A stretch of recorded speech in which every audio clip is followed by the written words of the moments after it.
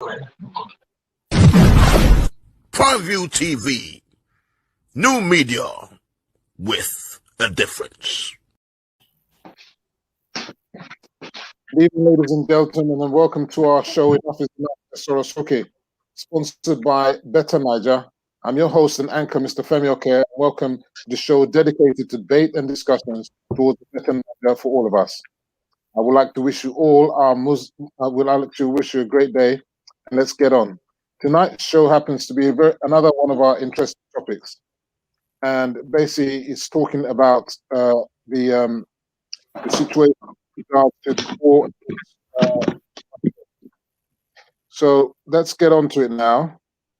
So the title is, let's review Buhari's performance on his 3-point agenda.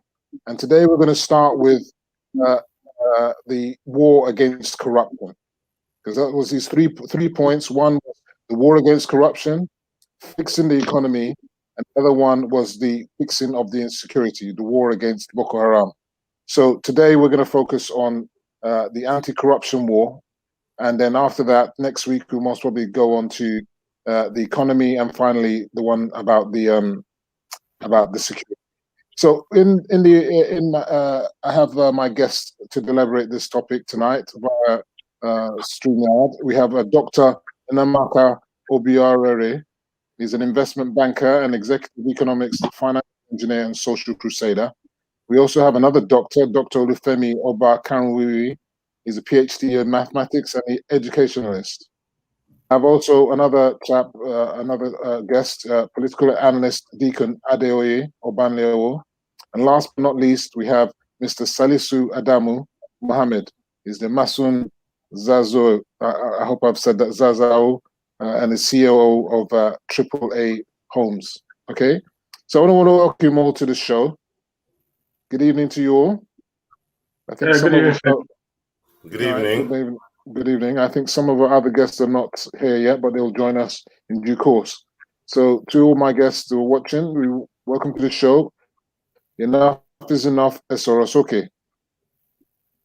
You can post messages on the Facebook and the YouTube live handle at Prime View Television. Okay. So we'll start the show now by we'll look at President Muhammad Buhari's first term and the challenges and successes of his war against corruption, which I tag the WAC, that's, whack-a-mole, war against corruption. We'll follow that by the extent of the battle since his second term victory, and then to discover whether the fight is being won or lost, and we'll then conclude with current affairs. So in starting, corruption is a pervasive evil that has beset Nigeria's progress right from its onset, right from its inception.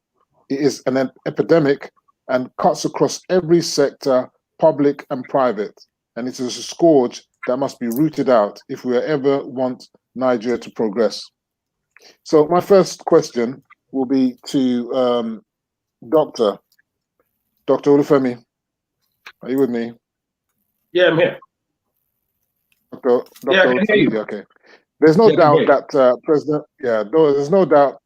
there's no doubt that President Muhammad Buhari rode in on a crest of a gigantic wave of popular optimism, following the indignation of 16 years of corruption-laden years of mediocre PDP governance. At his inauguration, PAB stated, "I belong to everybody and I belong to nobody." But he's faced so many challenges. Can we say that he's winning this war against corruption? Thank you, Femi. And good evening, Nigerians and viewers all over the world. Happy Children's Day yesterday. Yes, it's a war that needs to be won, and he's winning it. But you know what? Corruption keeps fighting back. You cannot say he's not winning the war. If we have convictions, we have money returned from foreign banks, from foreign countries. Yep. It shows to a large extent, recovered. It shows to a large extent that the international community believes in his sincerity and sincerity of purpose, and they are beginning to work with him to return the money. This money, some of this money has been there for 20 years, but the international community refused to return the money because they know that it's going to be stolen. So it is a confirmation of the work the government is doing, and the evidence and the facts that the international community is accepting it. But at home, it might not be showing straightforward because corruption keeps fighting back. Corruption is in the media, it is in the air, and therefore, each time there is a good news about corruption a war on corruption being won, you see 1,000 condemnation about it. Oh, they're stealing it. Despite the fact they've not even said it. So you can see that it is still fine. But let me tell you something. Nigerians don't hate corruption. We only hate corruption when we are not involved. We call it connection when we are involved. So therefore, it might not show at home. We call it connection when we are not involved. When somebody else is involved, we call it corruption. So therefore, we might not see it at home, but the international community and the whole world is seeing it, and they are beginning to work with this government. And even in Africa, the countries around us has endorsed President Muhammad Buhari as the icon of anti-corruption in Africa. So what else do we need to confirm that it's working? Thank you. Okay, fantastic. Salisu, Doctor seems to be giving a resounding endorsement of this war against corruption. However, the statistics show that when we look at Transparency International, we're actually winning. We're not actually getting any better. We're actually falling in terms of where we're lagging. So if I look at the statistics, in 2020, Transparency International's corruption index, we are 149 out of 179. Okay, in 2019, we were 146. But if we go back to 2015, we were, I believe, 136. So can we say that we're winning this war against corruption? Well, good evening, everybody, and to go straight into it, yes, we are winning this war, and we are winning it well. And to start with the Transparency International thing you said, that is a perception thing. Now, perception is not reality, but let us look at what is the facts on ground, right? Now, today in Nigeria, we all know one thing is clear. Since 2015 to date, even if corruption, yes, is not yet eliminated in Nigeria, but corruption is no more done with impunity. Even if you have to do it now, you have to stoop low, hide, and do it under the cap. Another thing that this government has done now is there is no hiding place. You remember the president was in Dubai, the UAE. He signed this accord whereby monies for Nigeria that are hidden in places can be repatriated back to the country. Today, we have strong arms of government that are really going out after everybody. Forget all the perception going around, oh, if once you move to APC, you don't get this. There are kingsmen in APC that today are in court. Oji Kalu was in jail for something that happened when he was governor. How many years? How long was he? That trial. So you see, it's one thing government is catching people, taking them to the courts. It's another thing for them to go to court and really win a case there. Now, we all know what has been happening with the EFCC time back. Now, the lawyers, personally, I believe the lawyers of the EFCC are a bit on the weak side. They're not like the sons of this world that can really, you know what I mean, get them out of court, But today, perception is not the same thing as reality. I can say without a doubt, everybody today does not do things like were done before. And why? Is because of what this government has put in place. Now, and today, for the first time in our country today, we have what is called the whistleblower. Today, nothing is hidden anymore. And this is all because of what this administration is doing in terms of fighting corruption. So there's this perception thing is really, for me, it's amazing. But I think it's all about the way we keep talking, saying this is it. Anything that happens, if it's not favoring you, you say is no. If it's favoring you, we hear another story, blah, blah, blah. But People in the APC are being investigated. People outside the APC are being investigated. People everywhere. If you have monies all over the world today, we're going after it. Just like Dr. Olufemi said, we are receiving monies. Before, these monies were not there. No government was allowing us to even have it. But today, we are, because of why, the credibility and what they can clearly see that we're doing towards the fight against corruption. So, I mean, just let me bring this. The airway was awash with what we're getting back from Desiani. You understand that case would have really been concluded now, even though for the British people are still doing their investigations. Also, I think we are really moving ahead on this thing. Come on. Okay, fine. I'm glad to see we have Dr. now Inamaka back with us, and we also have Deacon Obanleowo. I'd like to bring this question to Dr. Inamaka. As Salisu was saying, perception and reality, they don't seem to be equal. But because we're now saying that when you and the term is out there, when you fight corruption, corruption will fight you back. We have the fight back from the judiciary, from the opposition, and those who want to enjoy what we call in the local parlance egunje. So at the end of the day, is it no wonder that this, the perception of the war against corruption as waning is wearing itself out? I mean, in the first term of Buhari's tenure, we heard the war against corruption every day in the papers every day. I mean, I know Salisu mentioned Dizani's wealth. We know we talked about the $4.2 million that's just coming for Ibori.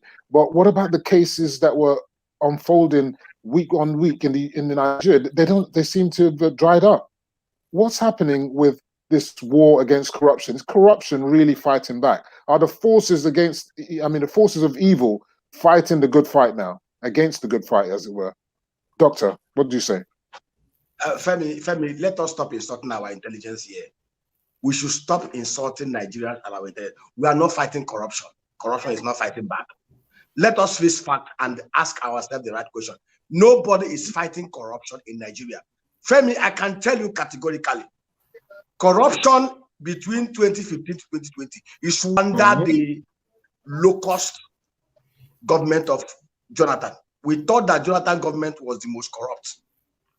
But what we have seen over the last 5 years dwarfs what happened under Jonathan. In fact, the corruption that we see under this government that proposed to fight corruption makes the corruption of Desiani looks like that of kindergarten play. Okay, Doctor, if you don't mind, I'll just cut in just a moment, because we're live on streaming and we must be cautious about what's saying. When you make sweeping statements, which I would have thought were allegations, without verifiable facts, I mean, I don't know how we do that. So we must be careful about what we say. But carry on. Do carry on.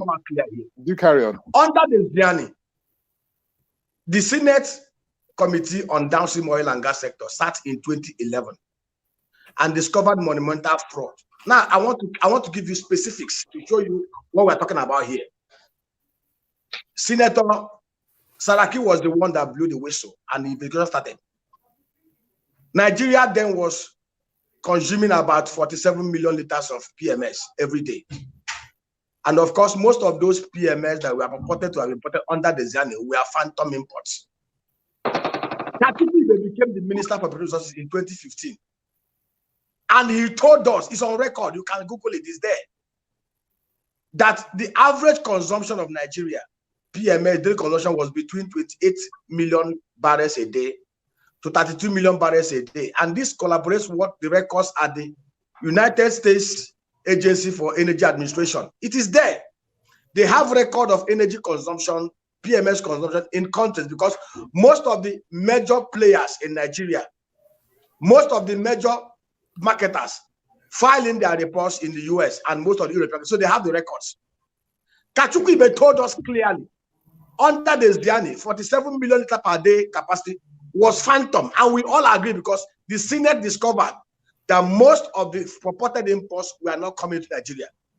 Femi, let me state it clearly to you. Of course, Kachukwu did a lot to clean the system. In 2016, the late Mike Antibaru was appointed as the CEO of NNPC. For whatever that is beyond human estimation. Remember that 2016 was when we had one of the greatest meltdown in the economy of Nigeria. That was the second time that we entered into recession. Economy activity were down. The Niger Delta militants were bombing our oil assets. All of a sudden, in 2016, our oil consumption, PMS, skyrocketed from 32 million liters per day to 66 million, unexplained. NNPC were the sole importers. FEMI OKE, between 2015, remember before Buhari became president, we knew that Nigerians were wasting monies in turnaround maintenance program, in maintenance of the dead refineries. Between 2015 and 2020, by the records of the NNPC, Nigeria have wasted $389 million by way of turnaround, 750 billion naira as losses in the NNPC. As I thought, as of today, NNPC reports that they spend, they import 93 million liters of PMS every day. And some of them will tell us it is activities of smugglers. FEMI OKE, from Benin Republic to Togo, to Cameroon, to Niger, to Chad, all the neighboring countries, 7 of them joined together. Their daily PMS consumption is not up to 20 million liters per day. And what's the If you population add of those their countries? daily PMS consumption to what the DPI reported in February 2020, at 8 million liters per day, we're talking about 50 million liters. Femi, where is the 93 million liters going to? Nobody has answered that question. And somebody said that they're fighting corruption. Femi, let me tell you, if we want to fight corruption in Nigeria, let us forget about present reality. The first thing we must have to do is to look at the underlying regulations and the law governing the operations of the EFCC. If we want the EFCC to operate optimally like the FBI, and not like that, we need to do first thing. The only president in Nigeria, the only public office holder in the history of the Fourth Republic from 1999 to date that have been able to declare assets publicly. You're going to get to the end of your point because I've got to bring other people in. Is the late Yar'Adua, God bless his soul. Okay, if we want to fight for the first thing we need to do is first of all to amend the EFCC Act.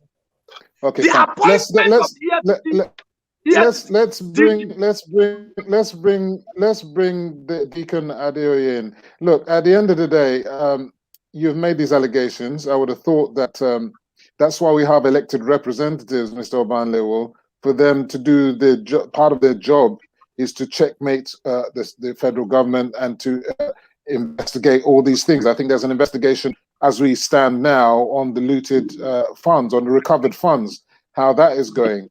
But with regards to looking forward, I mean, at the situation, NNPC, as it were, at the end of the day, wouldn't we ought to have end subsidies, because subsidies is what's causing NNPC to be the main importer of PMS, as it were. If they weren't importing, there was no subsidies, we wouldn't have this talking point. So I want to go straight to you that the war on corruption still is on, but corruption is fighting back. And we know that in the House of Reps the other day, they weren't able to, we had Magu, the former head of EFCC. He wasn't ratified, okay? And then he was suspended, and then he was relieved of his appointment for an investigation panel led by Gambari. The outcome of that, we still don't know what's happening. It's not yet been published. So what does this say about the war against corruption when the head of the agency has been relieved of his appointment? There was an investigation panel. We don't know what the outcome of it is. Then the House of Reps are investigating the loot at the moment, and they said that there was 3 million unaccounted spending, and they didn't know what was going on. But they were questioning the new EFC head, which is Bauer.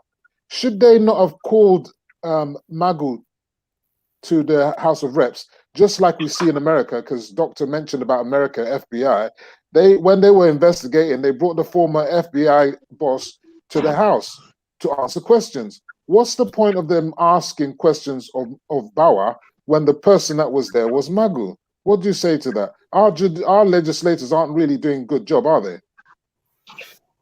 Yes, everybody.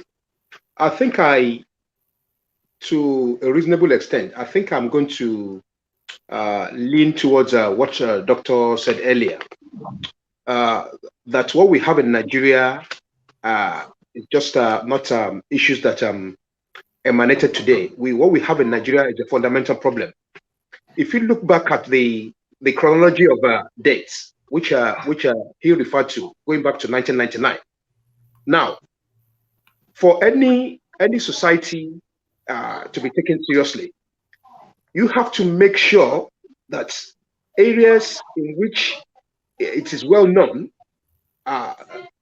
or situations that could lead to abuse of our resources are well managed and well taken care of. EFCC, personally, I've said it so many years ago, and I've said it on numerous occasions on our shows, that EFCC is not fit for purpose.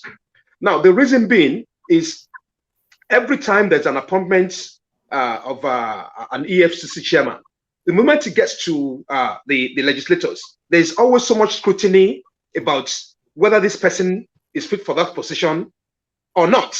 Now, look at the issue with Magu. He was scrutinized. At some point in time, allegations were leveled against him, and he was removed. We cannot have an organization which is in place to tackle corruption when the people who are meant to be seen to administer who are meant to be in the position of authority are found wanting in terms of their credibility as well. These are the kind of people who you put them in a position of authority. You want them to investigate people. You want them to investigate individuals. You want them to investigate anybody that is linked to corruption. But as far as I'm concerned, the whole system needs complete overhauling. EFCC is not working in Nigeria. You cannot compare the EFCC we have in Nigeria to the FBI in America, or maybe to the serious fraud offices, the serious fraud office that we have here in the United Kingdom. Fundamentally, things are not working. And I think we need to look at these issues robustly and begin to understand that we have some issues which we need to address carefully before we can be taken seriously as a country. Things are not working. In terms of corruption, Nigeria is regressing. We're not progressing. The legislators that we have in office who are representing Nigerians in tackling what Nigerians really crave for. Each member of the representative is a legal representative of their community. So their job is to make sure that they hold politicians or anybody who has been saddled or who has been accused of corruption, to hold them in estimable, accountable, by virtue of what the Constitution says, that you hold them accountable, so that they can be rest assured. We can be rest assured as Nigerians that our Constitution is being well taken care of, and people have confidence in the system, and people have confidence in those who are meant to administer, and be seen to be implementing these things, so that an average Nigerian is well assured that the issue of corruption is well taken care of. Yeah, but clearly, I want to go on to Dr. Olufemi. Clearly, the legislators aren't doing their best in this regard. I mean, it's all good blaming government, but if you want to change in laws, in EFCC laws, that's down to the legislators. If they're not making new laws, then nothing can be done. Look, I want to go back to talking about the war against corruption. In the first term, seemed to be very robust. There was, talks of, this one being arrested, cases going to court, but we now have piles and piles of cases. As Salisu said, we had Ojis Kalu was found guilty. He was put in prison only to find that he's been out on prison on a technicality, whereas we have people in America, who were, I mean, I think the people like Hush Poppy and so on and so forth, who committed, 419 fraud. What's happened to him? He's not given bail. He's languishing in prison. There was another chap recently that was arrested as well. They're put in prison. Why is it that we have a situation in Nigeria that these so-called people who have been who are, if you like it, who are on the verge of being convicted of serious crimes, of looting the commonwealth of the nation, and they're walking freely? What does that say to our laws and the war against corruption? All right, thank you, Femi. It seems that in the second term of our go on. Yeah, go ahead. Yeah, before I answer your question, go ahead. Please let us be factual with what we put on the media. Doctor just said some things. I am a man of numbers. I've just Googled it. All those information have been found not to be true. It says in there that 96 million barrels of oil of petrol daily. That has never been there. The highest we've gone as at June 2nd, 2020, it was 52 million barrels. And we've gone as at 2014. You mean liters? Are you talking about liters? You're talking about liters per day? Yes. Yes. You're talking about liters per day now. Yes, I have the report of the Department of Petroleum Resources right in front of me, published on the 19th of May, 2021. None of them has gone up to 60 million. So please, when it was talking about 90-something million, please, we are Nigerians. Don't let us put things that cannot be verified onto the media. It is right there in front of me on here.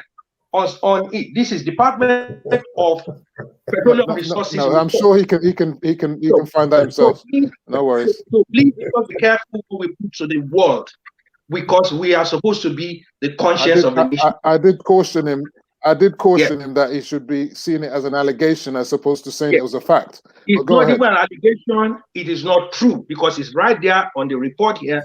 Go to the question. Go to the question. So let's do the question now. You rebutted him. Yes, go ahead.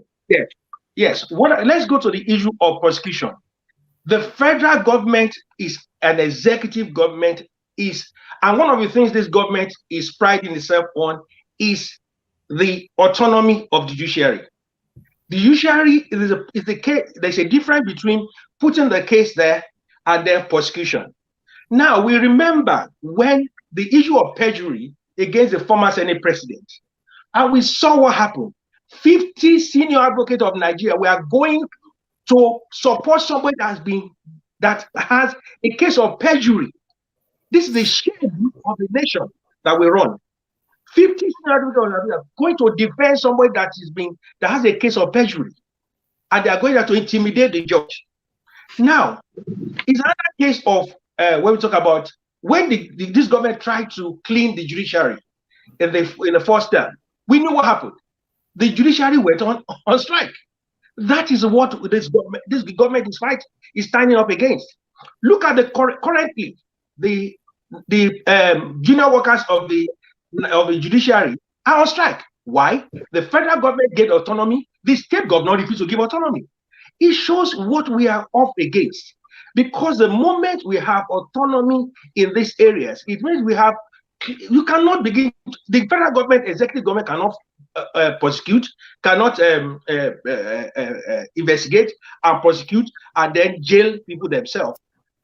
We become a military junta, and therefore everybody has to do their roles. We have a corrupt system, and the people that are fighting, that the country is fighting, have gone into the system, and they have their tentacles there. Look at the case of Governor Kanu. The case had been on for 10 years. He got conviction. Look at how they used to try to bring him out, and it's happening everywhere, every nook and corner of Nigeria. So when we talk about fighting corruption, we cannot fight. We say, oh, the presidency is not fighting corruption. The presidency is not the judiciary. Judiciary is not the. It's not the. If you go to the prison, some of them in prison even have executive cells because the corruption in the prison service. So you find this in until we begin to see fighting corruption as a national problem, not finger pointing exercise. When we need to put, until we see it as a national problem for us to fight, until we see it as a national issue, or as a corruption, as a plague, not an individual thing. Until we see it like that, oh, the presidency said, oh, we have 92 million this, 93 million this. The international community is praising this administration for fight against corruption. The president of Nigeria is an icon of anti-corruption war in Africa. But what do we do? Let me tell you, a colleague of mine who is a Ghanaian, he said we are the most impossible people in the world, in Africa, Nigerians. He said he went to Nigeria. He discovered with some people that Nigerians are the only African. They run their country down. Nigerians run their country down themselves. Why other people will wow them, but they will run ourselves down. Why the whole world is looking at us and seeing our president as an icon of anti-corruption war in Africa, we are beginning to run him down. Oh, he did not do this, he did not do that. Please, for goodness sake, is the presidency be the one to prosecute? Yeah, but let's bring Mr. Salisu into it. Obviously, patriotism and being proud of one's nation doesn't seem to sit well with many Nigerians, especially with all these agitations for separatism. Most of them are giving up, well, not most of them, a significant proportion of Nigerians, for whatever reason, some for political motivations and for other reasons, have decided that they don't want to be proud of Nigeria and always want to put Nigeria down. You, as Dr. Olufemi said, you hardly see an American condemning America. Even a black American would say, I'm American and I'm proud, even despite the hundreds of years of slavery and all the things that they've gone through. Now, let's move to the issue at hand, that corruption is fighting back. You said the judiciary, we see that we're being hampered because the judiciary are almost, instead of them to be a partner in the war against corruption, they're actually part and parcel of the problem. Okay, and then when, as Dr. Olufemi said, government tried to cleanse those corrupt, what were the corrupt ones in there, apparently they didn't follow due process. Why haven't they followed due process since? By prosecuting the corrupt judges and getting rid of them instead of just allowing them to stay in their positions. You know, we have judges in their 80s and whatnot staying on the bench and giving judgment. This can't be right. Now, what I want to ask you is further is that what about, you said the prosecutions, they lack, you know, sufficient legal prowess to be able to do the jobs properly. You've got cases taking 10 years and still not concluded. Cases going on and on from way back when, during the PDP years, they're not concluded. How can government improve the quality of legal representation of the prosecution? I mean, so that we can have a situation, maybe they need to incentivize them by giving them commissions or something for successful cases, but cases that never ending, this can't be right for the war against corruption. Salisu. Yeah, sorry, I would just like to comment on you mentioned Bawa and Magu being called to the National Assembly. Now, they were called, Bawa was called for something specific, recovered loot. Where was it? How much was it? And all that. That was why he was called. And he gave an account for all what they had. The Minister of Finance was also there. And she also said, look, we have used some of these to finance the budget, which is in the budget in terms of what they intend to do and how they intend to finance the budget. That one is clear. Now, sorry to cut you in. There was a moment, there was the $3 million which went to some agency, which there wasn't accounted for, and Bauer said that he's not aware of that. He's only been there for 100 days. That's why I'm saying. No, what Bauer said, yes, he would find out. But the minister clearly said that there. What the National Assembly is saying that money was used without their own clarification, without their own approval. So I'm sure it must be like a bureaucracy thing that they would sort out. You get me? But back to what we are really saying, and what Dr. Emeka said, you know, very brilliant. I love his passion, and I'm sure he's just like all of us here. We want Nigeria to succeed, but it says that he's doing his own in a way of bringing us down before lifting us up. You understand? But I love his passion. Now, I would like to say, look, I think it's only fair if you have these numbers. Dr. Olufemi has clearly said the numbers are not there. But not about if you have these numbers, what have we done about it? Can you just do like probably just write a petition with your facts, send it to the EFCC and see if it will not be investigated? We're talking about corruption here working, right? And we have seen a problem. I think if you start by that, right, you are a citizen, you do that, you sign on the petition, because EFCC works with what? Facts. Right, there's petition. Write a petition, you sign and give it to them, and it to be investigated. That's just the way EFCC is done, like on every part of government or whatever. If you do that, that definitely would happen. Now back to your question about the courts. You see, like Doctor said, one thing is to catch these people. This government, remember, this government arrested judges. This government raided the houses of judges. This government sent a lot of judges to the courts, but they came out. You see, it's one thing to arrest people. It's another thing for them to go to court. And I think what we should be discussing here is how do we really tackle corruption? Now, the issue of tackling corruption is a very big thing. Do you know why I say so? Because it trickles down to the least person. And let me tell you one way you will know that corruption is it's going to be very, because what? The minimum wage in Nigeria today, the minimum wage is at what level? It is, you see, for us to say we're fighting corruption, it's not just the arresting. You see, it's one thing to arrest, but like some people, there's a school of thought that say, look, instead of the arresting and everything, why don't we even stop you from committing the crime? And by what do we do? That's by uplifting at least the standard of living of the common Nigerian. And that is what this government is trying to do. Because if we don't do that, we'll keep on always having there's corruption, there's corruption, that. And then the perception of the people who keep shouting and keep making noise to show that Nigeria is one I don't know, like one big circus. It's not like that, because the numbers and facts are there. If you intend to vote, just today, the president's team released his 6-year report card. Please, I would advise if we can peruse that thing. You know, when this thing came out, I didn't wish we had gone through it before having this discussion. It's something that, like I said, is from there, is written from them, fine. But you can go and verify these to see what they are saying. We have not gotten to where we're going, but have we left where we are? Oh, without a doubt. Corruption is being tackled. There's still a lot of work to do. The National Assembly has its part to play. But for us to sit down here and say the EFCC Act has a problem, blah, blah, blah. Yes, I can agree. It can be, you know, more powers can be. Like for me, if you ask me as an individual, I would even say I would not even want a president to be nominating an EFCC or like an INEC. Let it be like a body. You understand? That all these are ways to that I believe was to give suggestions on how to change the EFCC Act. There's a lot of work to be done. But today, to tell me that we are still the way we were before is not possible. It is not possible. Nigeria today is not the same. Everybody can testify to that, except if you don't want to really say it as it is.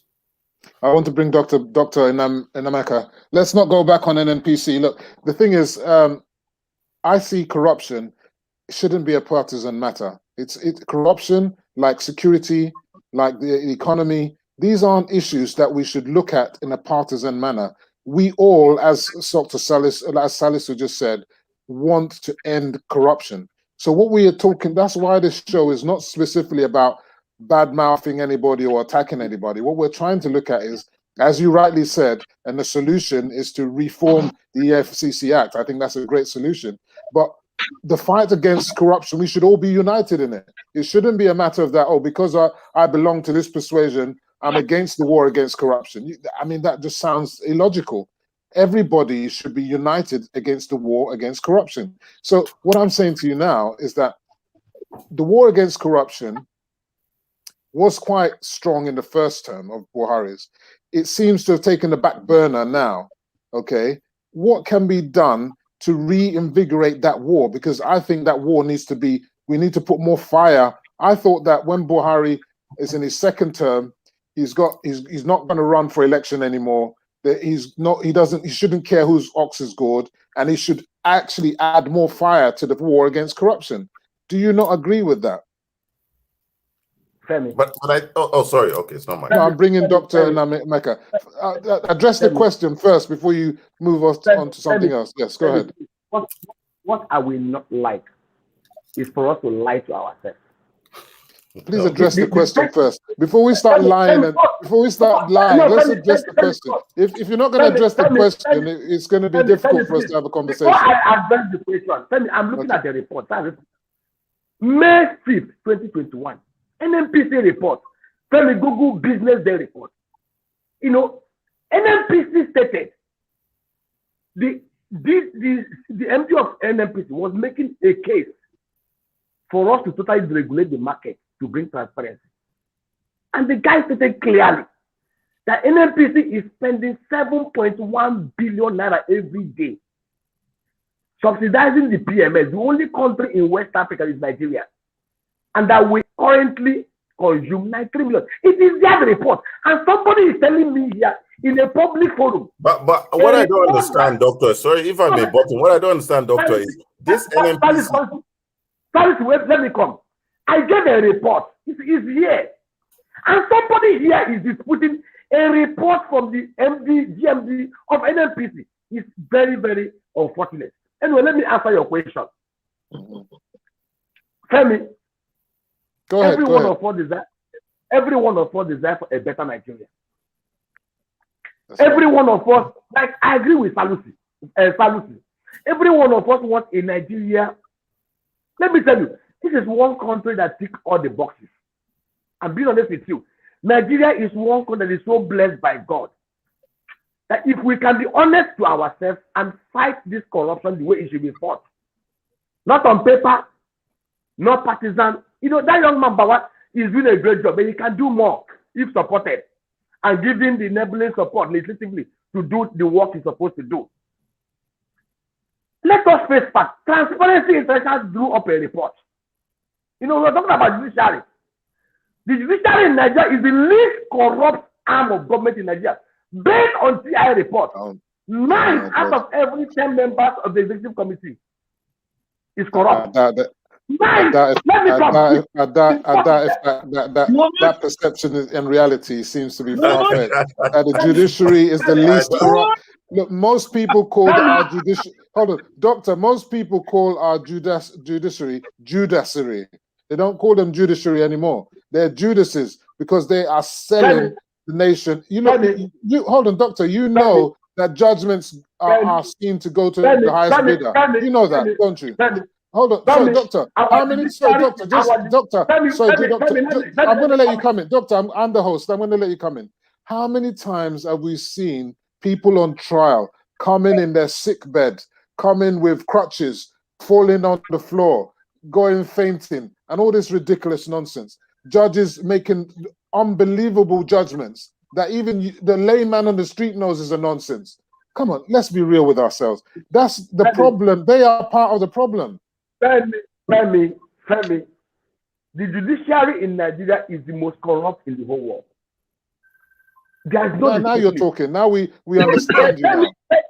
Femi, the judiciary in Nigeria. See, Femi, there's a research. You know, I am an investment bank. I work with report. I work with inspiration. I don't work with emotions. I don't work with sentiment. Transparency International did a research in Nigeria. If the report is out there, you can look on it. 9 out of Femi, go on, carry on. We're just mindful of time. 9 out of every 10 members of the executive arm of government is very corrupt. 9.3 out of every member of the legislative arm of government in Nigeria at all levels are rated to be very corrupt. In the judiciary, TI report says 6.5 out of 10. It is the worst in the whole world. I'm not a lawyer. Rather, I'm not holding brief for them. Tell me, we all desire for a good Nigeria. I was trying to say something and you cut me short. Sorry, go ahead. If we want Bauer or anybody in the FCC to work very, very well, tell me, very simple tweak.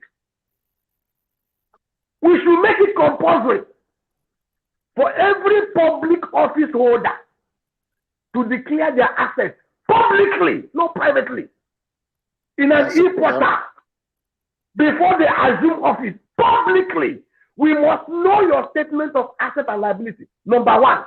Number 2, The process of appointment of EFCC chairman must be made in a way that the man is not beholden to the president or a member of the government. The president should nominate 6 people from the 6 regions. The NJC should screen these 6 and pick one and submit to the National Assembly for approval. And that person can only be removed by to Soro. Such a way you will give the EFCC independence to operate without beholden to anybody. And number 3, okay. Someone talked about whistleblowing. This is the last point because I've got to bring Mr. DEACON OBANLEOWO. A whistleblowing act that is not backed by an act of this assembly is rubbish. We should get this assembly to pass a law, whistleblowing act, making it compulsory. If you blow a whistle on a corrupt public office holder, 10% or 20% of whatever is covered is given to the whistleblower. If you do it, let me tell you what will happen. If they pass an act making it compulsory for whistleblowers to get 10% of whatever is covered, I tell you, the first whistleblower will start from backing endorsement. Every account holder, those sellers, those that transfer, if you move 2 billion illegally, they will blow. Because simply means a man in the backing of that 100,000 a month, blowing a whistle, somebody that transfer 1 billion. If I may come in, let me bring. Salisu, I have to bring. Okay, look, but Deacon, Doctor, we have to allow others to come in. Doctor, we have to allow others to come in. Thank you, Doctor. We have to allow others to come in. Thank you. Let's not prolong our responses. Deacon, look, he mentioned the whistleblower program, and this again speaks to why the battle against corruption is a problem in Nigeria. We saw the introduction of the whistleblower. Can I allow Mr. DEACON OBANLEOWO to speak? We saw the introduction of the whistleblower scheme amidst great fanfare following the discovery of millions of dollars in the Ikoyi apartment linked to the former National Intelligence Agency Director General, Ayodele Oke, is no relative of mine, who has since, because of our judiciary, and this is what I'm telling you, he has since absconded bail along with his wife Folashade, and they're yet to be located and reapprehended or extradited back to Nigeria. Even our Attorney General of the country, are they doing enough to find these people, to apprehend them wherever they are in the world, and to bring them back to Nigeria? Desani is still living at large here in London. Look, the judiciary and our legal representatives aren't doing us a big favor here, are they? They are partly to blame for the failings. You know, government, you can be in government, but you don't expect the president to actually go and arrest someone. You don't expect the president to be on the court to make the decisions.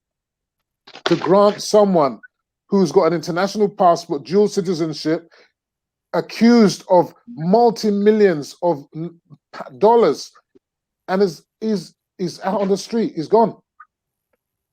They're part of the problem, isn't it? Femi, I think I'm still going to repeat virtually what I said earlier. I mean, in respect of what I said regarding the EFCC. The whole system needs major overhauling.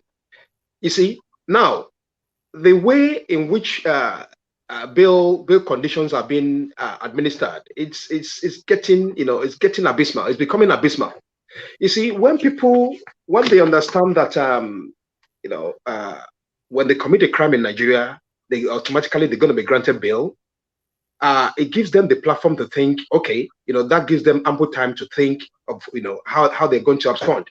The judiciary, I've said it many times, the judiciary in Nigeria is not fit for purpose.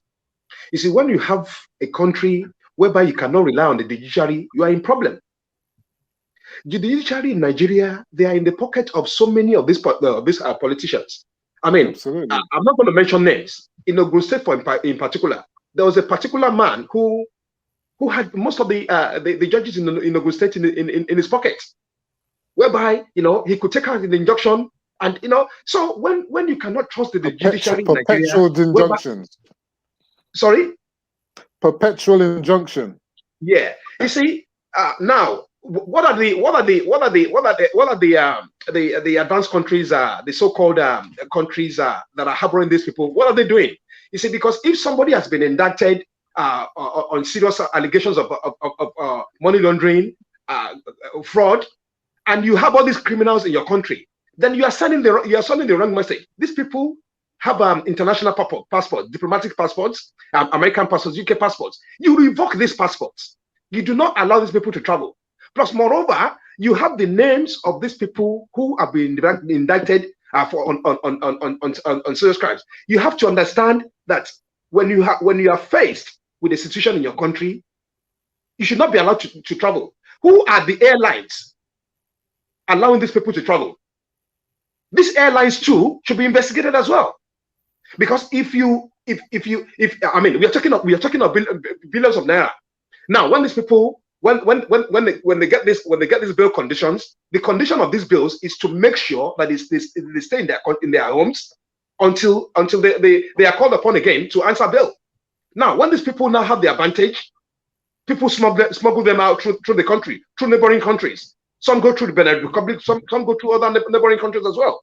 You know, this cannot. You see, that's the problem we have in Nigeria, because the fact that an allegation has been leveled against you, and you know that all you just need is for you to get bail. Diziani is still nowhere to be found. Okay, he's nowhere to be found. He has funded. They managed to find the pensions guy. What's his name? Is it Malami? What's his name? There's so many of them. And there's so many of them who are actually in this situation, who have left the country after being indicted on serious financial issues. That cannot be. Our country cannot be taken seriously. I mean, you know, the level of crime and fraud in Nigeria is becoming abnormal. Okay, look, we got 10 minutes, and I want to get on to current affairs. So I want us to conclude that. Do we all agree that the war against corruption needs to be reinvigorated, and that the president that we have now has to continue this fight against corruption? We cannot relent. Well, you see, we cannot rely only on the president. I mean, he can only do so much. I fully understand that the president can only do so much. But under his watch, the level of corruption under this dispensation in the last 6 years has quadrupled, you know, compared to the last 16 years of the previous administration. Well, I don't see any evidence of that. My brother cannot be there. And you have the right to any perception. This is not a program where we come on, and we play games. We cannot continue to be playing games. But Deacon, are we talking? Deacon, so for example, we know that there have been prosecutions of corruption. Okay, yes. We've got cases of corruption. So those are valid corruption cases. So if a case hasn't even been prosecuted, it's not even being investigated, to call it corruption is going to be very difficult to verify. So you can make as many assertions. You see, where I have the problem is, every government spending to them is corruption. Every government spending to these people is corruption. It's like lack of confidence. Government has less resources now. The problem we have is we do not face reality, and when we try to put the point across, you know, because of the fact. Okay, let's call it a day now. What's happened now? We have a serious problem here.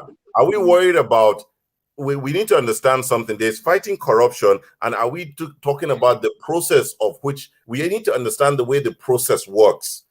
Anybody, even the process, if you arrest me, if you take me to the police station today, I'm entitled to bail. Let's understand. Maybe we want to see things faster. God knows, even I want to see it. God knows I don't want to see the same people I know have done X, Y, Z. But we as ourselves are all part of this problem. You get what I'm saying? But the truth is, there is a process. Once you need to sit down with lawyers, and they will punch holes in the way these things are done, and then you sit down and go, "Oh my God! So this was not this." You don't believe that just to file a sheet. You know, there's this law thing. That's one thing somebody was not done for someone, and because of that, the case was thrown out. So you see, these technicalities in the law thing, but it's an institution that is a different ball game altogether. So they can be arrested, they can go there, and just like my good friend and brother said, yes, you see somebody go there, get there, and it's the process. He knows he's going to get bail. They are so powerful. They are so. That's what Dr. Olufemi was saying. They fight back. They are so powerful. They know the way the system works. Once you go, give me bail. Once I get bail, I'll go and get my lawyers. Another point I want to buttress quickly, Femi, because I know because of time constraints. Yeah. You see, when you continuously have a system whereby when these people are being, when they are accused of serious financial irregularities, and you now get to a situation where you are now bargaining with these people to say, okay, you stolen 40 billion, so okay, let's have a deal whereby you return some. You are sending the wrong message. Yeah, we have plea bargaining everywhere in the world. It's yeah, the main thing is looking at, look, instead of going spend 20 years, spend 20 years in court, right? Government is looking at, why don't we get a percentage of this and we move on? Exactly. We go into court, it's all about a win-win situation. There's no guarantee of winning, of course, with the way the judges are. You see, so it makes no sense. If we are not being sincere with ourselves on this program, then it would just be like a complete waste of time. Mr. Obanleowo, we are being sincere. We're all entitled to our own views. That doesn't mean we're not insincere. I think Femi, you need to get a lawyer next time when we're having this case. I was in court with somebody, right, over a land dispute, and we were there for 7 years. By the 7th year, when I was going to court, right, can you imagine that? We were there 7 years. Salisu, this is exactly what we're talking about. So what I wanted to say is, just like with the war against insecurity, you've got people being arrested. So they keep saying no one's being prosecuted. But of course, the evidence is beyond reasonable doubt. And then when the judges do their magic, there's so much doubt. Let's end this topic now and say that the war needs to be reinvigorated. It's not being won. We can't say that the war is being won because corruption, well, whether the war is not going on, maybe we need to start the war again. Whichever way you want to conclude, we must know that corruption, the battle against corruption, needs to carry on, and it needs to be more invigorated. So we're going to come to the end of the discussion because we're short for time. But I want to thank you all for that. But I want to talk about some current affairs now. So just moving on to some current affairs issues, and I'll bring in Dr. Obanleowo on this one. Dr. Olufemi. We had the death of over 150 people who died drowned on the River Niger in Kebbi State. But I was astounded to find that when I turned on Channels TV, when I turned on all these TVs, AIT, that wasn't the #1 headline. They didn't make the death of 150 people dying by drowning not important. Does that not show that the value for life in Nigeria is very, very low? We rather politicize deaths of herdsmen and all these kind of things, and villages that, if 16 people died, obviously that was a terrible thing in Jos. That became a big headline. But 150, some countries will close down in national mourning for 150 people to die in one. What does that say about the value of life in Nigeria? Thank you very much. It's so sad that, like you said, I searched as well. I saw it on Channels, just a line, this headline, just on the bottom, that's all. And people were talking, even to the extent that the plane crash at the funeral. It disgusts me that I won't mention that media house here because it stinks. I can't measure the name. All they were looking at was that the grammatical error of the person that represented the president. That was what they were hammering on at the death of 11 gallant soldiers. We just trivialized death as if it doesn't mean anything. At the death of generals, distinguished men of the uniform, between the age of 27 and 55.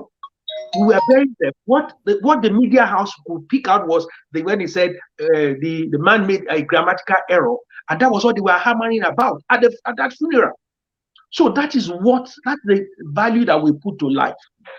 The issue of insecurity in Nigeria is so saddening that that become more of a politicized issue than trying to solve the problem. You'll find some governors that they are very excited to make press conferences where they lay bodies on the floor and they hold the microphone and start making press conferences and making statements. We need to go beyond politics, go beyond tribal sentiment and where what. Sincerely speaking, it still hurts me, and I have the video of it. when a governor made a sweeping and false statement that when there were 12 soldiers killed in Benue State, they were killed between the boundaries of, there was a crisis between the Jukons and another tribe. They were there on peace mission and they were attacked and were killed. The governor had not done his homework. He said there were 2 soldiers killed and they were killed by herdsmen. Only to find out that was about 24 hours later, realized there were 12 soldiers killed and they were not killed by herdsmen. So they said that the families of those soldiers said they don't want him at the funeral. He had to apologize openly. I had the video of it. This is how much we have turned the death of Nigerians into politics. We must use it to hammer on political issues, political differences. Every life matters. We take knees for Floyd that was killed in America, but we clap when Nigerians, hundreds of Nigerians are killed. We need to go beyond that. The government is not doing enough. I'm talking about all government. The federal government is not doing enough. The most indicted of all is the governors. The governors are just playing to the gallery. They take hundreds of thousands security votes. Thank you for that. Let me quickly. Let me finish this, please. They security vote instead of letting the local government, where the local information can be derived, and also where security can be nipped at the grassroots. They refuse to allow the local government to try, and they want more power. If they have the control of the local government and they are doing this, if they have the state police, I am afraid what will happen in Nigeria. Okay, good. Let me bring in Dr. Inameka. Look, we've had the issue with Garba Shehu and his utterances from Garba Shehu and the utterances from Malami, the AGF, the government's lawyer, pouring scorn, if you were, on the Southern Governor's declaration on the ban of open grazing, and also muting that it was possibly unconstitutional. Shehu Garba, speaking as Special Senior Advisor on Media and Publicity, supposedly speaking for the presidency, actually came back and recanted his words.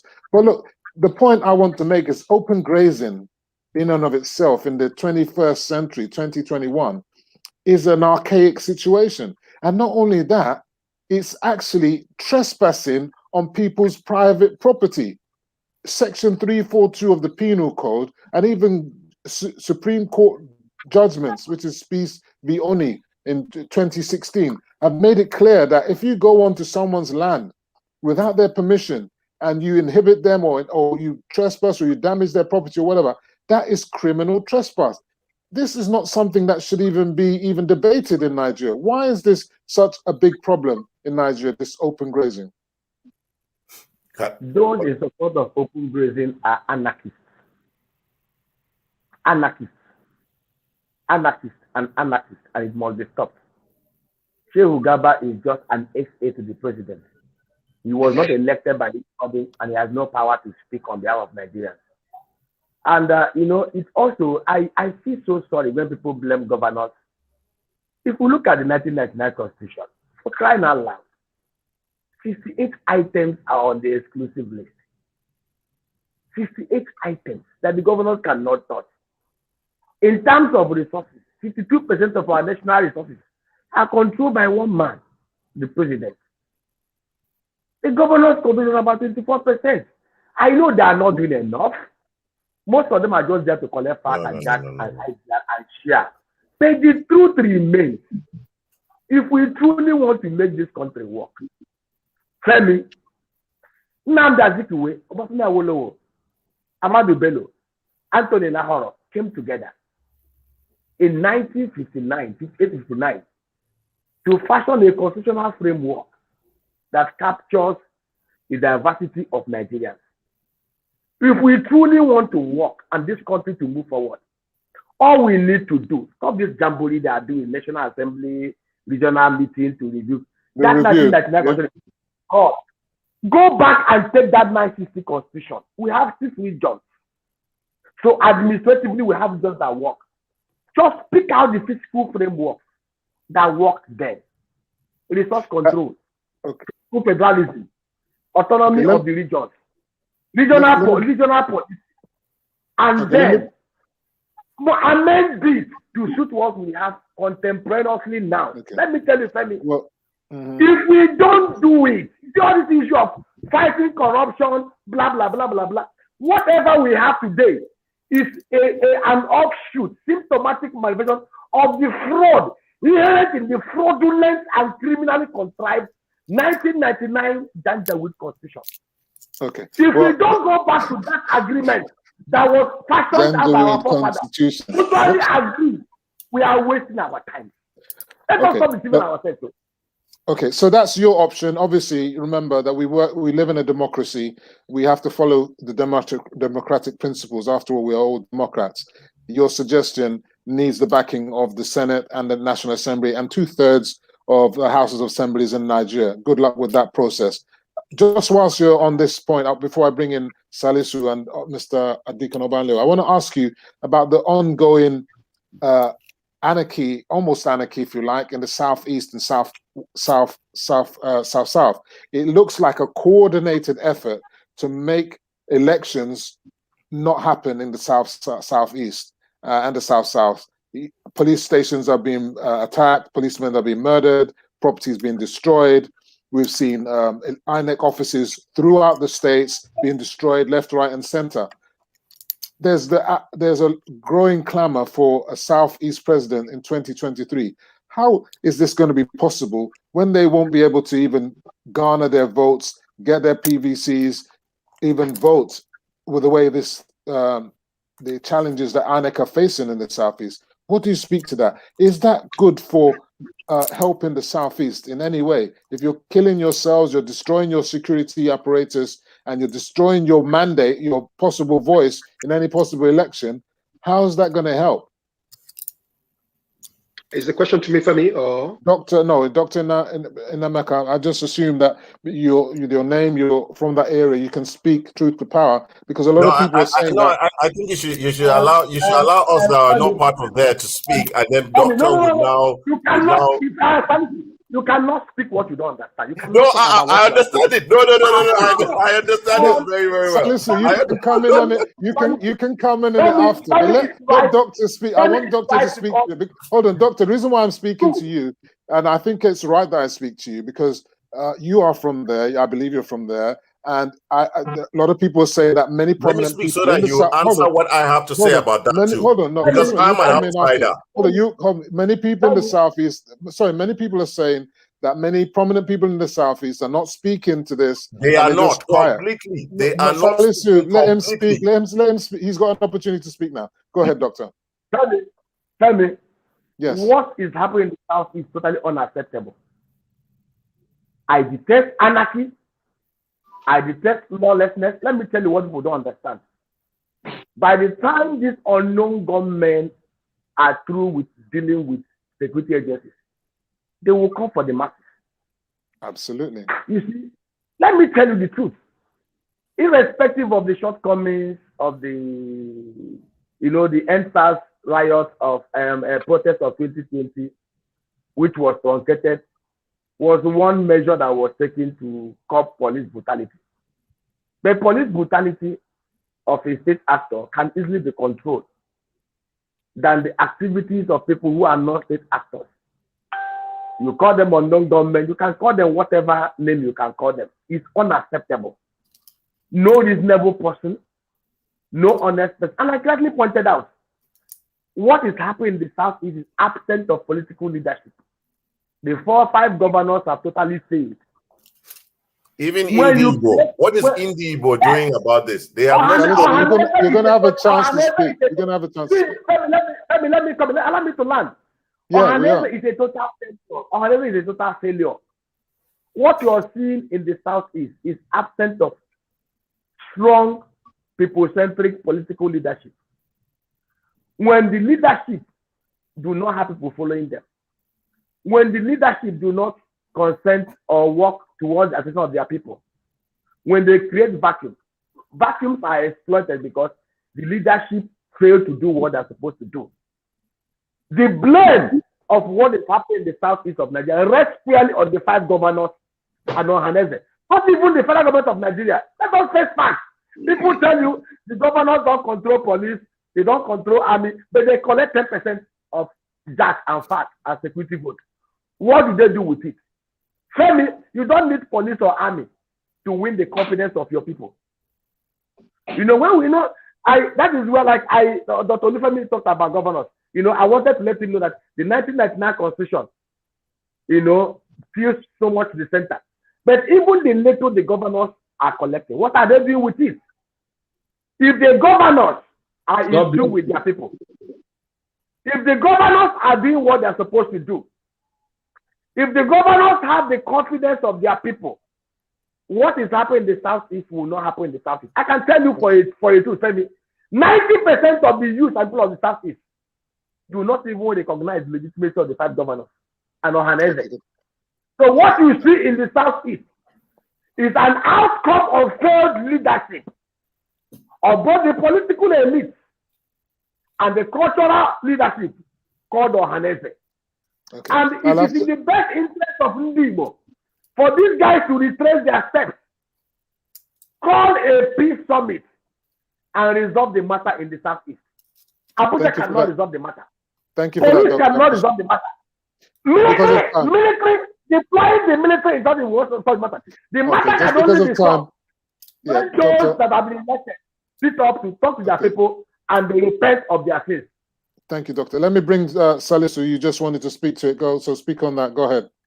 Yeah, even though Doctor has said quite a lot, but I think there's a lot more in the south. You see, this Nnamdi Kanu, with this thing he is bringing up, and Igboho in southwest. It is really, he needs his people to call him to order to stop it. But like Doctor said, which is very true, lack of investments, there's poverty there. That is why it is easy to brainwash the young people to flow along with him. But the truth is, the lack of the leaders, the elders from that region to stand up and say no to this is what, and why are they like this? I believe is because they are just afraid of also being killed.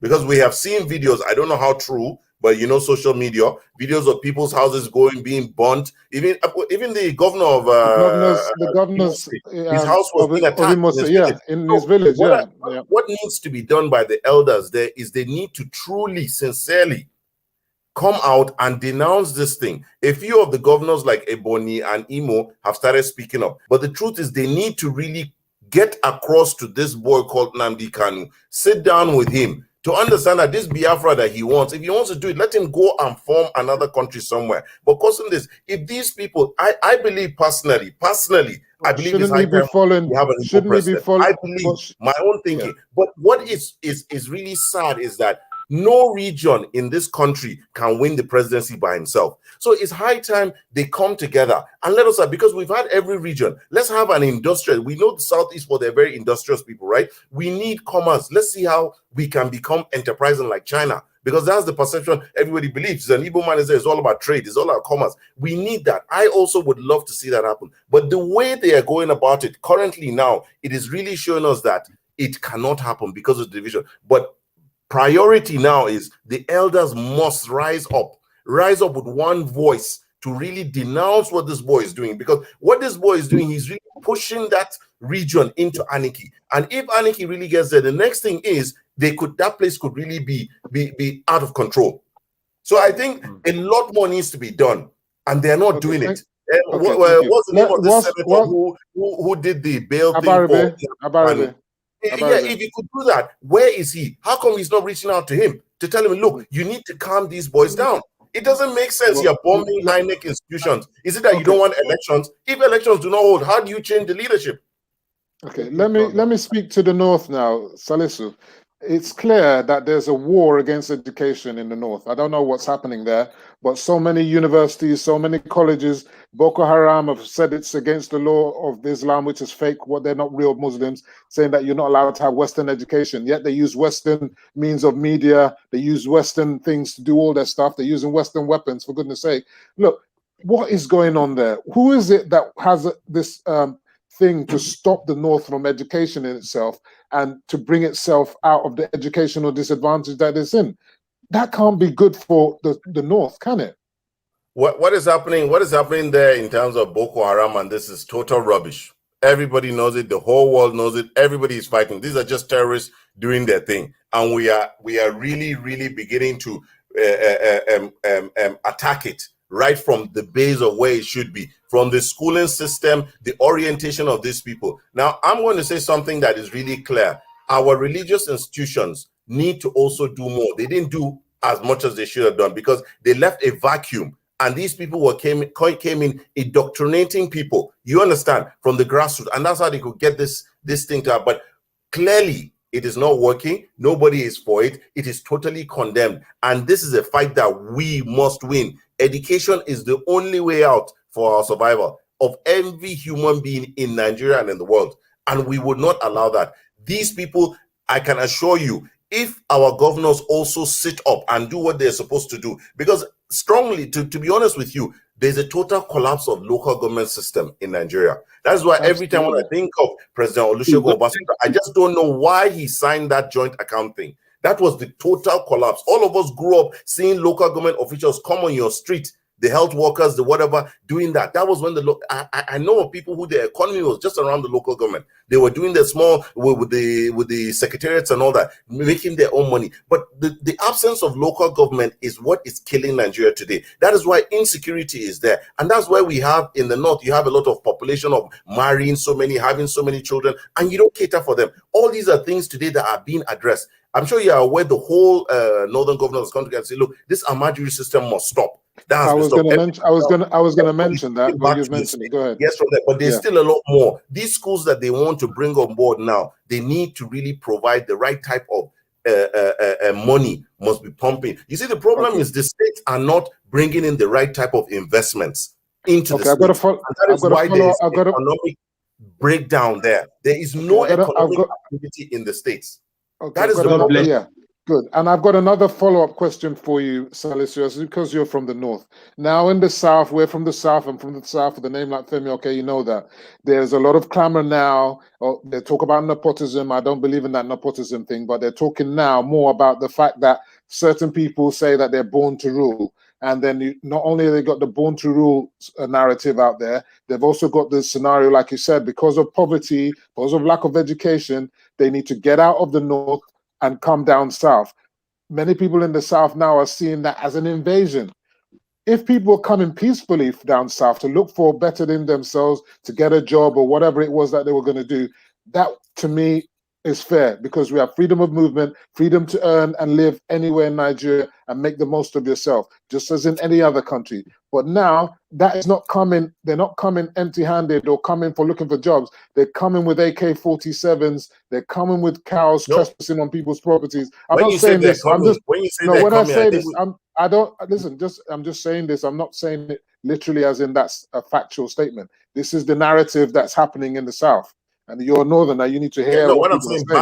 Bandits are coming. Don't say the North. Bandits are the ones coming. This is what I'm saying. We know that. But what I'm saying to you is the narrative that's been spewed out there by many people. They're not talking about bandits, because I always say to people, criminality doesn't know any face, criminality doesn't know any tribe, it doesn't know sex, doesn't know any religion. You understand? So, but what we're having, you even got people parading as Awusas and Fulanis. Yoruba people parading. I think I saw someone saying that the other day. So these are all happening right now, but because of the poverty, the lack of education, the lack of opportunity in the North, people will come down south. If then people bandwagon on that and then come with weapons and what some of them, I'm not saying all of them, and then people feel that they're being invaded. And then when you have statements like what Shehu Garba says, and then Malami's almost giving excuses for these people, you can see the problem in Nigeria becomes very, very problematic. What do you say to this? In terms of uniting the country? I think generally, but it's only people who don't know Nigeria or love Nigeria realize that, look, in Nigeria, we don't see north, south, east. We are one Nigeria. If you go to the north today, you see communities of people that have lived there all their lives, doing their business, living there, intermarriage. You go to the south, the same. Every state in Nigeria today has a Hausa community. I'm aware of the one in Calabar. I'm aware of the one in Igbo. I mean, so it is. We are born. What is happening now? And vice versa, and Igbos in the north, and Yorubas everywhere. That are trying to divide us, we should not let it. You see, these people herders that move with their cattle is unfortunate. And it still goes back to the fact that we didn't do what we ought to do. Now, before, there was a time when we were not this populated, right? So these people, when they move with their cattle, because naturally they're nomadic farmers, during the dry season in the north, they move to the south to get water for their cattle. Now, these grazing routes is what is the problem. The last time we had updating of our grazing was during Shagari's time. That was the last time there was. So naturally things have moved. Now, what we need to just it's a simple thing. Just sit down, create clusters of where these people were. And that is what Ruga was supposed to do. That was what the other thing. But then the whole country erupted. Every governor was saying, no, I'm not going to give land. I don't have land. I'm not going to. Look, do you know the economic benefit of keeping these cattle even in your state? There's so much money in it. The fact that we don't open our eyes, we have too much always sentiment that it blocks our sense of reasoning. Today, what is Kano State Governor saying? Kano State Governor is saying, send all the cattle back to Kano. We have the place for them. Do you know why he's doing that? He's looking at the economic importance of it being there. I think it's something that everybody should brace up, right? But the truth is, Nigeria, all these things you're talking about, Femi, the lack of our local governments not working is the issue. Thank you. God bless you, my brother. Okay, let me bring our local governments not working is our problem. Okay. Let me bring the issue of we are going to remain one Nigeria. Nobody, myself and Dr. Emeka and Mr. Eba, we will all be together. Nobody's going to divide this country. Let me bring Deacon. Let me bring Deacon. Let me bring Dr. Olufemi. I'll come back to you. Let me bring Deacon Adoye to what you're saying, because Deacon Adoye, are you with me? Salisu says that we're all going to be in one Nigeria. We're going to be happy together. And everything's going to be great. But a doctor anybody can come on the platform and let me finish. Let me ask you the question. Let me ask you the question. I understand. You hear Dr. Namaka saying marriage is not by force, as if 500 different communities can all get married at the same time. A marriage between one person and a wife is quite different. So that analogy doesn't work for me. Obanlewo, let me speak to Deacon Obanlewo. The fact of the matter is, you can see the chaos ensuing in the southeast. I know you are a proponent of Oodua Republic. How does that sit with you when you can see what's happening? You can see ahead what's likely, what's coming. What do you say to that? Well, sorry. Just before you finish, just before you go on, in the light of what Salisu was saying, is that we ought to be one Nigeria. Of course, there are miscreants, there are bad eggs amongst every community that are causing, and then you've got politicians for political nefarious reasons jump onto these things to take advantage of the situation. So you see it seems as what Salisu will be saying is are falling into their laps. Let's speak to that. What do you see? Well, you've known my stance from the word go. I don't condone lawlessness, neither do I condone a society that is less tolerant. But what I believe and what my sincere approach is, I can understand the issues going on, in the southeast and the southwest. Even though I can understand that there are good intentions, but the application, and the mannerism in which they're going about it is absolutely despicable. I believe that Nigeria needs to break. That is, I still stand with that, and the reason being is you cannot continue to believe in one Nigeria that is not purposeful. That is not purposeful. But at the same time, I believe that what should be done. Sorry, I think there was a side. Did you say Nigeria should break? As in, absolutely. I repeat that once again. Loud and clear. Yeah, absolutely. I believe that the Nigeria of today is not working. And the reason why I said that, and the reason why I said that, can I just because of time, the reason why I said that is because there is no sincerity of purpose, you know, among the leadership in Nigeria. Now, when I said there is no sincerity of purpose, you see, we cannot continue to say we want a united Nigeria when it's becoming so obvious that the balance of power has drifted and has favored a particular tribe more than the others. Now, in a nutshell, what you are saying in a nutshell is, you know, some people or a particular tribe have the autonomous right to rule, which shouldn't be. Now, like which ones, please? Femi, if you don't mind, can we be explicit for this? Because this is you know what he's talking about. It's a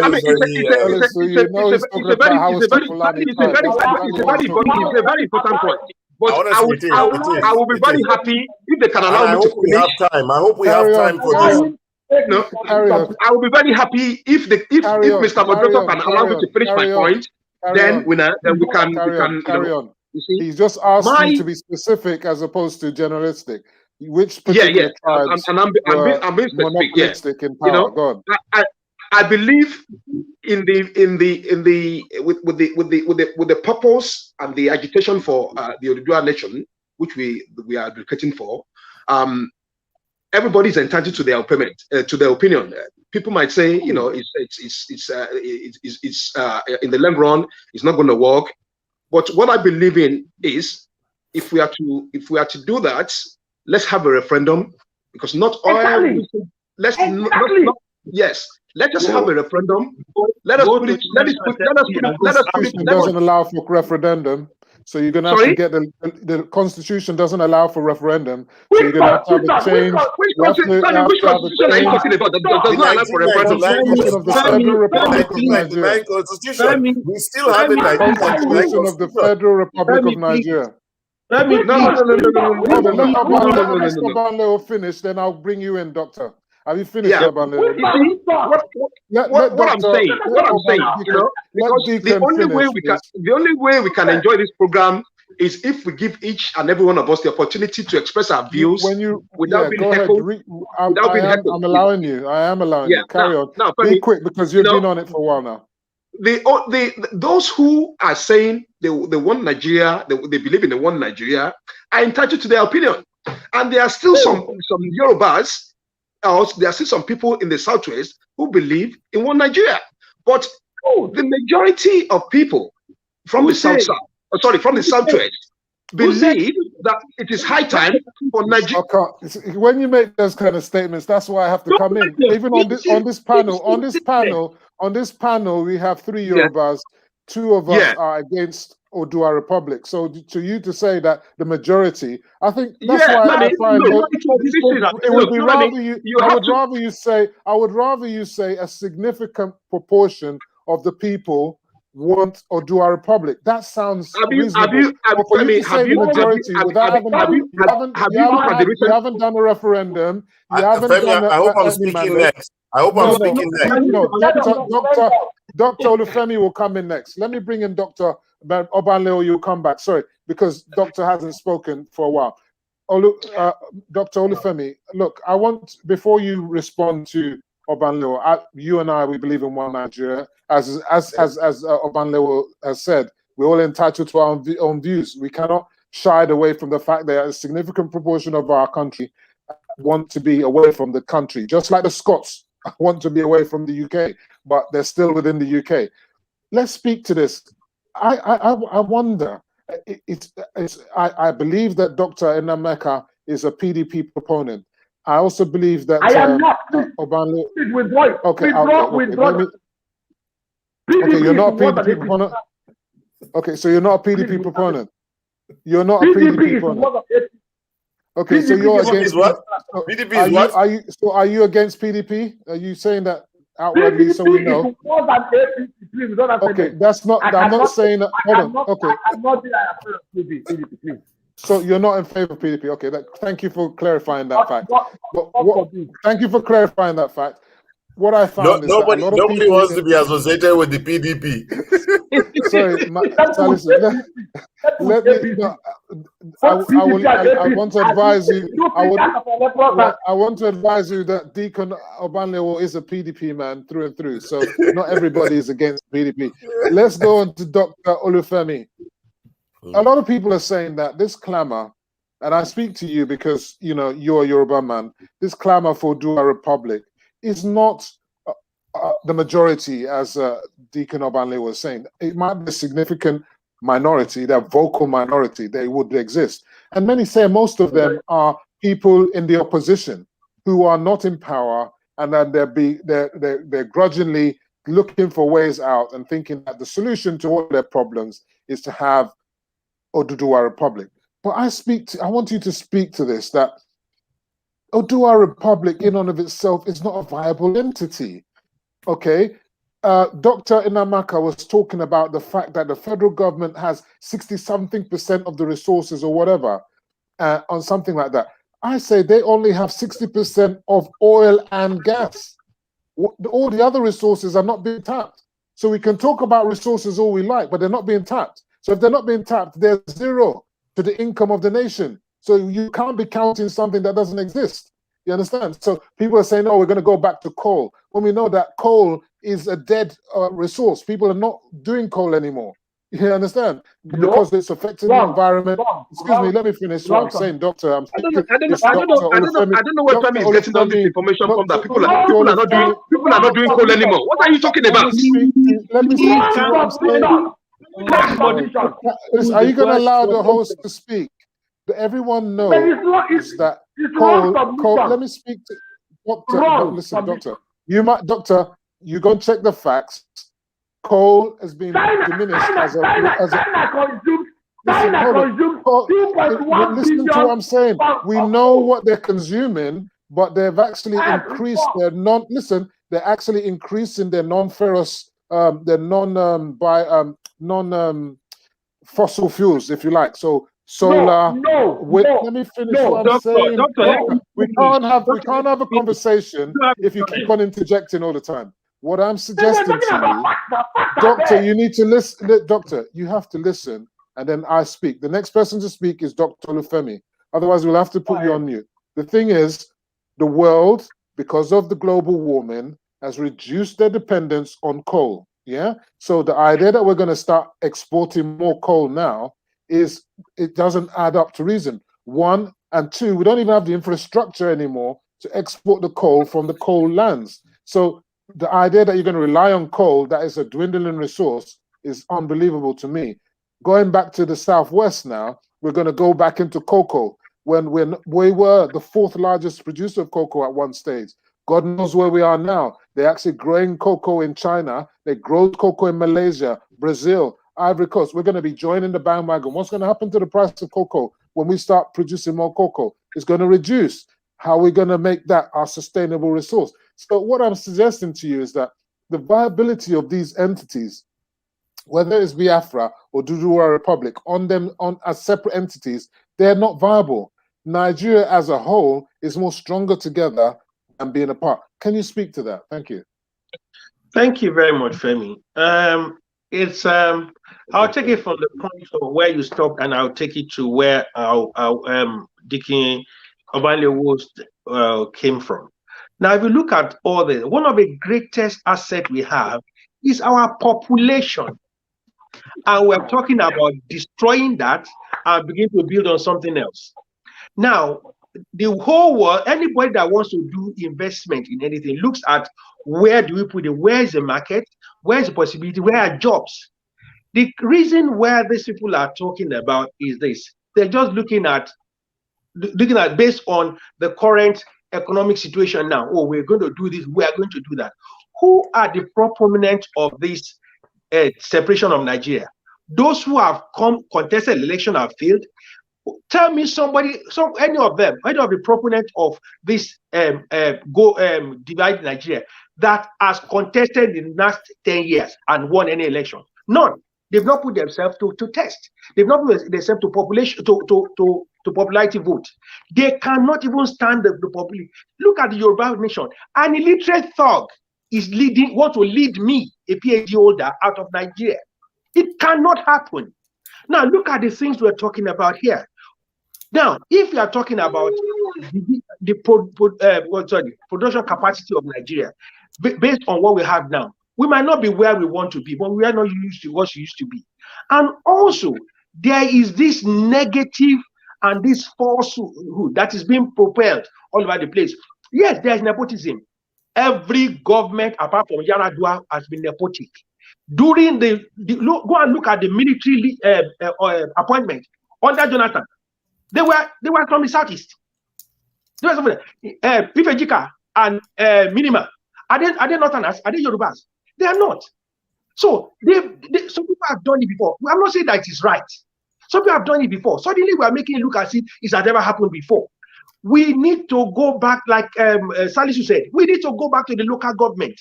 Let's strengthen the local government. I can tell you, I remember the name of my local government chairman 35 years ago. I don't know the name of my local government chairman now. Why? Because local government has been weakened, have been destroyed. So let us strengthen the local government. So the more power that is devolved from the center goes to the local government and goes to the people. The governors are clamoring for more power. The one they've been given, have they devolved it? They won't allow the local government to work. They won't allow the House of Assembly to work. They won't allow the judiciary at the state level to work. And they want more power. We're talking about 50% from the center. We want more to the one that has been devolved. They will not allow it to go to the grassroots because the governors don't want to be checked. The governors don't want to be scrutinized. The local government is not working. If the local government is strengthened, there's a local government police, there's local government security force, there's local government health services, and we begin to strengthen. Therefore, people begin to build from the grassroots. Young people, the Oni of Ife said the other day, when he was addressing the Council of Elders, he said it. Let the local government be strengthened. If the local government is strengthened, you begin to build people from the grassroots. The young people goes into the local government, they build their grass. People look at their capacity building rate, and they begin to elect them from the grassroots. We need to shift the grain from the shaft. We begin to build them from the grassroots and begin to bring them to local state levels, to the local government. By the time they get to the federal level, they are in their middle, in their 40s, in their 50s, and they've been tried and tested. Not somebody that because he led the secondary school student union presidency 30 years ago, he wants to be president of Nigeria without even testing himself. That is what we find ourselves. Just because I can make noise, I become the president of Nigeria. Not because I can make noise, I stand on the vehicle. People are talking about Odua Nation. Let me address Odua Nation now. People are talking about Odua Nation. And because they are doing a circus, an entertainer is standing on top of a bus and shouting, "Oh, we go," and he is spreading a venom of tribalism, and people are hailing him. For goodness sake, that is not the Nigeria when I was a student union leader in 1990s, in the early 90s. That's not what we fought for. That's what we stood for. That's what the NYC stood for when we started. How can we stand and we allow thugs that did not go through that system to destroy that? The person that's leading it never went to school. He didn't know what school system brought us together. He didn't go to NYC. He didn't know how we built bridges during NYC. I served in Enugu when I was in NYC, and I built friends. I have in-laws who are from the east. I have friends. I was a cattle farmer before I left Nigeria. I have friends in the north. And somebody will just stand there and they say we must cut off and cut everybody off just because he doesn't believe in Nigeria. Please, for goodness sake, our greatest strength is in our numbers, is in our ability to build. No, all this federal thing, all this federal, we go center, we build the center, we do. Let us develop the grassroots. We build from ground to up. We don't bring from up to down. Thank you. Let me bring in Dr. Nnemeka in, because he's shaking his head, and I want to assume that he doesn't agree with what you're saying. Let me speak to you, Doctor. Will you allow me to ask the question before you start speaking? So what I want to say to you is this. As Dr. Olufemi just said there, Nigeria, after 60 years of independence, over 100 years of amalgamation, has become intertwined to people. Families are all linked up. Then, saying that we're Yorubas and Igbos and whatever, as Dr. Olufemi said, all our families are intertwined. I have in-laws who are from the east. I have in-laws from the north. So we're all intertwined, but all of a sudden we're going to magic and cut it all off and go our separate ways. That is what I believe that you and the likes of Deacon OBANLEOWO are thriving for. But let's speak to your particular area, which is the Southeast now. IPOB, they call themselves the indigenous people of Biafra. And I believe that that is a fake scenario. The reason why is that they want to subjugate the peoples of South into the Biafra, because Biafra actually is an entity for the Igbo people, and that means that is the former part of Eastern region, that is the Igbo land. That was why the war happened. That's where in the 67 to 70 war. Now, however, we know from the origins of the 1967 war that the French supported Ojukwu in his secessionist agenda, simply because they saw that they would have access to the oil riches of the Niger Delta. The Niger Deltans now are not going to replace supposed Hausa Fulani hegemony for Igbo hegemony. So they're not going to fall for that, are they? So that means that Southeast is going to be a landlocked country, no access to Port Harcourt, a landlocked entity. Is that really a viable state in this 21st nation? So what you're going to be having now is you're going to be landlocked. You're going to be deciding which port are you going to go to, what treaties are you going to have with this country, with that country. This is not a realistic set of ideas that has been put forward, is it? Same with the people in Southwest. They're saying that, okay, we have Lagos. So Lagos is the port for Nigeria. But when you now become Oduwa Republic, Lagos doesn't have to be the port for the North. Lagos doesn't have to be the port for any other region. They could go by Port Harcourt. They could even go by Cotonou. They can avoid Lagos entirely. So let's be realistic here. Talk to these questions that I'm asking you. Thank you. Femi. You know, specifically, no, Femi, please. I'm going to allow you. I'm going to allow you. I want you to also address my question. I'm going to allow you. Let me go. I get agitated when people mouth fallacy as fact. I would fear to swear all the fallacies you guys have been sharing here. I told you one thing. See, I agreed to come to your show because I believe we will discuss facts, truth, numbers, and not emotions. Tell me, first of all, somebody said to me, Nigeria has a population of 200 million people, and people come to Nigeria because of that population. Tell you, let us. In Nigeria, first of all, tell me, anybody who tells you that people are looking at Nigeria because of our population is deceiving you. First of all, we don't have 200 million people in Nigeria. Number one, we don't have 200 million people in Nigeria. We have over 200 million people. We have more than 200 million. But let him speak. Please let him speak. Go ahead. That's your assertion. That's your assertion. Tell me, first of all, let us even assume we have 200 million people. Tell me. And what he meant is because of 200 million people, Nigeria is an investment hub. Please allow Doctor to speak. Please allow Doctor. Doctor, I'm allowing you to speak. Doctor, calm down. I'm allowing you to speak. Nigeria today is the extreme poverty capital of the whole world. It's a statement. Will that change? Yemi Kale, Dr. Yemi Kale is a Yoruba man in Nigeria. Anybody can get it. Can we allow Doctor to speak? Let him speak, please. Go ahead. I'm allowing you to speak. I'm telling the people to stop. I'm asking everyone to stop. Yemi Kale is not a backyard PhD holder. You don't need to shout, though. You don't need to shout. Go ahead. Yemi Kale is a respected statistician globally. Respected. Please let us not reveal anybody here. Based on MBS report collaborated by the World Poverty Index Clock, we have 95 million extreme poor Nigerians. Those statistics are valid. Very valid. Tell me, I am an employer of labor. Ow. Let me complete. You're not in Nigeria. You don't even know what happens there. Please let us say facts. Let him speak. 92% of Nigerians live on less than 60,000 naira income per month. 92% of Nigerians. Tell me, and somebody. Let me give an example. Netherlands. Tell me, Netherlands has a population of 17.8 million people.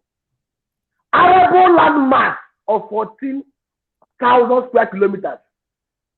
Netherlands annually, Femi, exports $120 billion worth of agro commodities annually. Femi, let me finish, please. Don't cut me short. Netherlands had only 1.5 million heads of cows scattered in 18,000 dairy centers, servicing 27 companies, dairy processing companies. Some of them are pig exported to Nigeria, employing 47,000 people. Netherlands exports annually $7.9 billion worth of dairy products, 12 billion liters of milk, 800,000 tons of cheese annually. Let's do the same. Nigeria, Only, please let me allow him to finish. speak. Allow him to speak. Somebody is telling me here, you have 200 million people. Already, 95 million of them are condemned to extreme poverty. Yes, we import, CBN record, we import $1.5 billion worth of milk every year. 19 million. So what are we talking about? Listen to me. When people mark some of these destitute figures to tell you why this bogus, parasitic, poverty foisting republic under this legislation should continue, it breaks my heart. You know, you even said something that really shocks me. You said Biafra is an important. Biafra as an entity, historically, if you know your history, is older than Nigeria, if you know your history. And let me tell you something. The Igbo nation is not landlocked, if you know. Elele in River State is a whole Igbo community. Okasi in Port Harcourt, which is by the Atlantic, is a whole Igbo community. You know, I get shocked when people come to the public and they just read what they read on papers, they mouth it as fact. Let me tell you, Nigeria as currently constituted, don't get me wrong. If we go back to the constitutional framework that was agreed to by our founding fathers, Ahmadu Bello, Nnamdi Azikiwe, we are very wise men. Let me tell you what people don't understand. If Nigeria breaks today and the North gets the act together, the North will even benefit more. I will tell you why. I schooled in the North. I'm speaking to you about the Southeast, not about the North. You're digressing. You're digressing. You're digressing. The North, the Southeast is not landlocked. Point of correction. No, I disagree with you. I disagree with you. But then we can disagree on that. Tell me, okay. The Doctor, we all have a map of Nigeria. We all have a map of Nigeria. Can I just say something? Look, you know. Yeah, I'm going to allow you, Doctor, but you're not Doctor, the problem is that you didn't really focus on the question and you're digressing to northern Nigeria. Hold on. My question, hold on. The reason, because of time, you're going to review this and you'll see what happens here. But you're going to review. I'll have you. We're going to have one more round and then we're going to close on the show. But I want to go back to your questions are good of fallacy. Fallacy. It was good of fallacy. Okay. I'm gonna move the question on. I'm gonna move the question on to Salisu because you didn't answer that question. I would love you to answer that question, but I want to bring in Salisu. I'll bring you back. It's not devoid of facts. You just disagree with the facts, but instead of speaking to those facts, you went on to talk about something else. What I'm suggesting to you, I want to speak to Salisu now. Salisu, just like Oduwa Republic, okay, they're clamoring for Oduwa Republic, a land for the Yorubas, for example, okay? Just as he was saying there, Dr. Inamaka was saying that there are Igbos in River State. Likewise, there are Yorubas in Kwara and Kogi, which is part of the northern region. Are they going to now acquiesce that and take it away from the north? Is that going to be feasible? Is that going to be viable? When you start separating, you see that you come up with all these problems, and then they're not going to. It's just like in Palestine and Israel. You got the West Bank, you've got the Gaza, Israel in the middle. It's not one continuous entity. So this is the problem that we're going to have. And we're talking about a nation of over 300 different nationalities. Are we going to have 300 different countries? Because the EBBOs can say, I want to be free. The Tiv Nation can say, I want to be free. The Igalas can want to be free. How many countries, when everyone's trying to become more of a smaller world, we're going to do this higuri-pokeri? I even add more to it. Yorubas are in Benin Republic. Yorubas in Togo. Should they add them too to make them part of Oduduwa Republic? Salisu, you believe in one Nigeria. What do you say to this? We know also, sorry, before you come in, we also know that in the North, the idea that the North is one wholesome contingency of Hausa Fulanis is complete falsehood. I know people from Adamawa State, they're not Hausa, they're not Fulani, they don't even speak any of those languages. They've got their own different languages. There are a multitude of tribes in the North already. They're not one united people. So the idea that they're all one people and they're all hegemonic, even Benue, Plateau, Taraba, Niger State, even they've got Kanuris, there are so many different people. Can they speak to these things? Well, my stance for me is very clear on this. There's one Nigeria, and one Nigeria I know we would remain. Now, you see, the problem that I see with Nigeria today is just because things are not working, everybody is taking the easiest option. When we're in banking, there's something they always used to teach us. It's so easy for you to always say, let's stop something. But how do we fix what we have? You understand? Because today there are problems of poverty, this and that, everybody is saying, let me take my own little cluster. The people who have oil wells want to hold on to oil wells. The people who have the commercial center, let's hold on to ours and everything. It can't work like that. What we just need to do is to sit down, work together to see how best we can improve economically, like it was with those days in the 60s, 70s, and in the early 80s. This thing about this constitution that we keep talking about, this constitution was not made by, it didn't come from heaven. It was made by us. We can retweak it to make it work. Resource control and all this restructuring. Restructuring is what?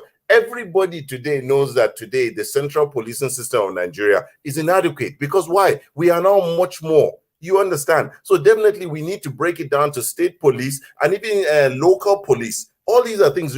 In terms of even resource control, yes, there are things that are on the exclusive list and this that should bring up. But for us to say we're going to divide, if we divide now and come to Oduduwa Republic, within Oduduwa Republic to another faction will come and say, we want to have our own faction, our faction. And that is how we'll continue to be. Look, I think we should just put on our thinking caps and stop being lazy. I use the word lazy, but stop saying the easiest thing is for us, let's break up. Let's break up. Breaking up is the easiest thing to do. And let's all walk away. No, that is not it. How do you break it? How do you break us up? I am married. Today, me, as we speak, my mother is Igbo. My mother is from Oji River local government. You understand? So how? Where are we breaking up to? Salisu, I want to speak to what you just said, in the sense that in the review of the Constitution that's happening, even as we speak now, I saw someone from Oyo State, and guess what he said? He wants Ibadan State to be created. So he just speaks to what I'm talking about. So anyway, he's saying that with full conviction that Enugu State has been created, Kaduna State has been created. We don't have Ibadan State from the original 3 regions. We need to have Ibadan State. Can you believe that? This is the kind of thing that we're talking about. But I want to thank you for that. But what I want to, and we're going to go in the last round now, is to speak to you that what the likes of Mr. OBANLEOWO, Deacon OBANLEOWO, and Dr. Nnamaka will say is that, yes, it's all well and good saying, let's restructure, let's review, let's do this. But the way things are looking now, it looks like a core in the North are completely against this restructuring for whatever reason, whether they think it's not going to favor them, whatever reason you might want to put it on it, they seem to be a block. So we might want to go. In the North, based on what my understanding is, based on my understanding, nobody is opposing restructuring. We all know risk, but you see, this whole thing that Atiku Abubakar started, you understand, to win votes, this idea of Nigeria needs to be restructured, and it now became this restructuring. There's 3 types of restructuring. If you ask people, everybody restructuring has to do with what suits him. Now, restructuring, we all agree one thing, that everybody, even at the governors forum, it was agreed, policing needs to be fixed in Nigeria. That one is true. Number 2, there's certain things in terms of that is on the exclusive list that needs to really trickle down. Why should the federal government today be controlling education? Every state should have education from its own level. Yeah, there are certain things that should trickle down. Today, the president has signed into law. Local governments should get their allocations direct, just like the judiciary. But of course, the emperors of Nigeria, the 36 state governors, are sitting on it. They're not going to allow it because of why? This is money that they are using. You understand? They're going to share themselves. Yes. You see, so the issue is these things that we're talking about restructuring. Everybody knows that clearly we cannot continue doing things the way we were doing it before. We have to always continuously change. Is the only thing that's constant, and that thing must happen. So restructuring for us, that's what it means. But a restructuring that you're saying we should break up into smaller pieces is not the restructuring we're talking about. The restructuring in the north, that from my own understanding and from listening and talking with people, is that policing, exclusive list, certain things should be given to the states, and then local government autonomy in its entirety. We should have that. If we have that local government autonomy, Nigeria for me is fine. Today, this government is doing one thing that is very good, which is integrating all our states, not through our roads, through the rail.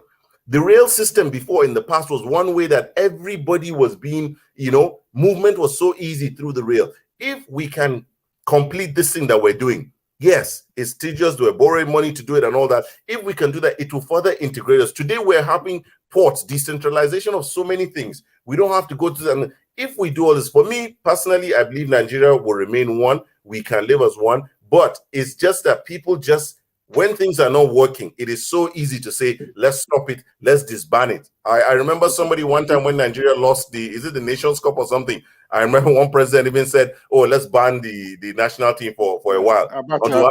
Just imagine, in getting it wrong, we'll get it right. It's so simple to say, let's ban.